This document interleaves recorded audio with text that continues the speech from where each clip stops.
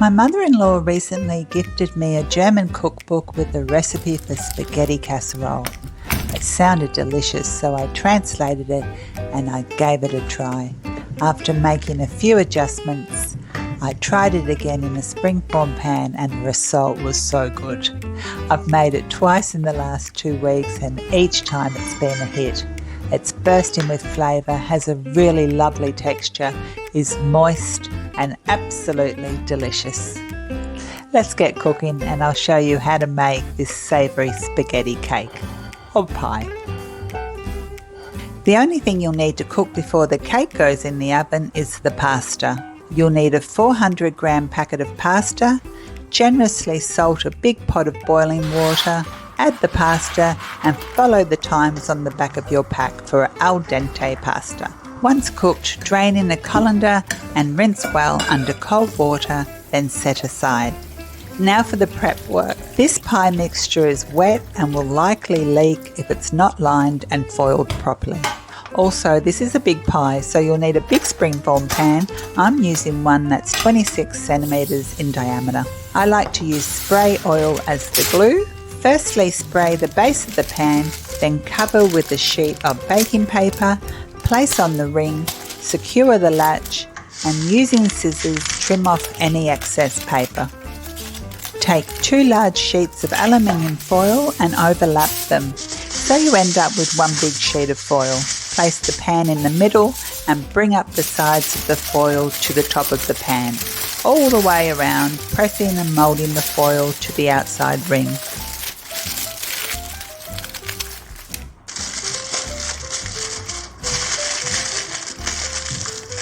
Once secured, flip the pan over, make sure the fit is tight, then take another piece of aluminium foil and cover the outside base, just for a double layer of protection.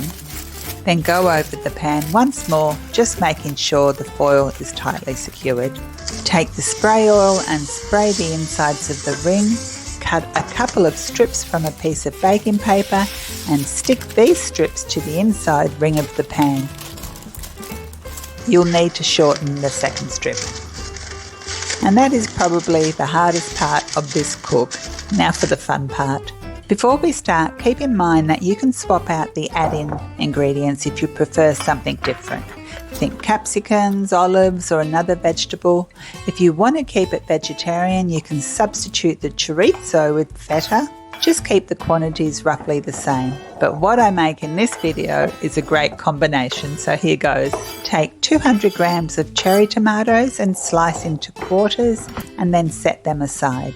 The next ingredient is 200 grams of fresh mushrooms, just chopped into little pieces about the same size as the quartered cherry tomatoes, and put them into the same bowl as the tomatoes.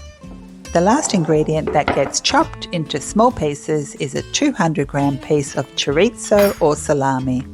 Try and get a chorizo or salami that's bursting with flavour. This lends such deliciousness to the cake. Slice, then chop into little pieces and add that to the bowl.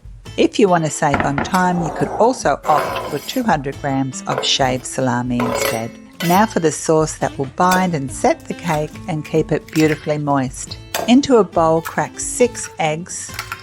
Add 1 cup, 250 ml of milk, a 300 gram container of sour cream, 1 tablespoon of oregano, or you could use Italian herbs, 1 teaspoon of salt, 1 teaspoon of pepper, and whisk all together until the eggs are broken up and the mixture is thoroughly combined. Now in your biggest bowl, pour the egg mixture in, then add the cooked spaghetti and the add-ins. Give it a good mix so everything is mingled together and the pasta is covered in the sauce.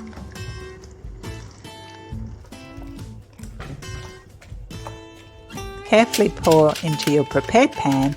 It was a bit tricky doing this and trying to film, but I managed not to spill anything much.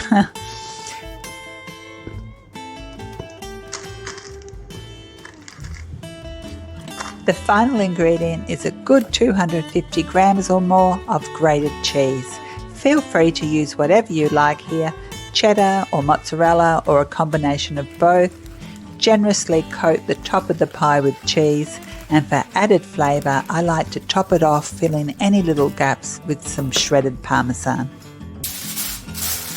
Take a sheet of aluminium foil and I like to coat the underside with a bit of spray just in case the cheese decides to stick to it. Then secure over the top, pressing in at the sides, and place in a preheated oven of 180 degrees Celsius fan for 1 hour. While the cake is cooking, you can make a tomato sauce. Here's a simple tomato sauce that just takes minutes to put together. Simply take a jar of passata and pour it into a pot.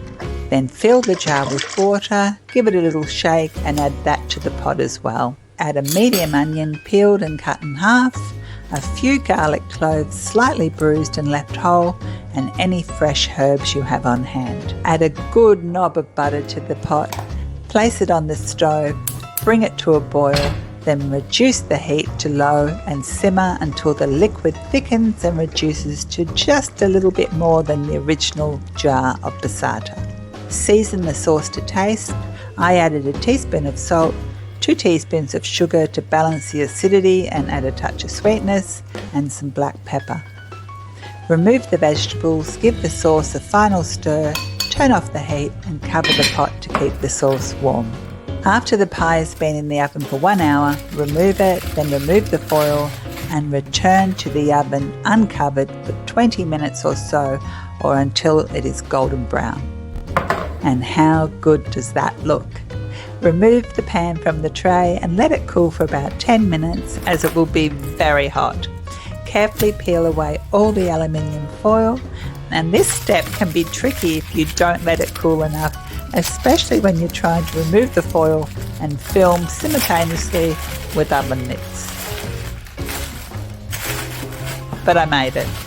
If you can wait though, it's good to let it settle in the tin for a good 15 minutes before removing the outer ring. But if you're impatient like me, go slow. Release the latch and gently lift up the lid. Before slicing, it's best to leave it settle for at least 20 minutes, but if you want, slice it straight away. It'll be super fresh, so take your time. I normally leave the base of the pan on until after it's been refrigerated, but I carefully removed it so it looked better for this video. With the base on or off, slice it into wedges and serve it with some tomato sauce or tomato relish and mayo, or just eat it by itself. It will last for up to 5 days in your fridge, and it slices so easily when cold, and it reheats in the microwave perfectly. I think Mike and I are big eaters. We ate half of this pie between the two of us. It is that good. Thank you so much for watching this video. This is a really delicious pie or cake, and to be honest, the most annoying part is just lining the tray, but it's so worthwhile. I hope to see you again soon.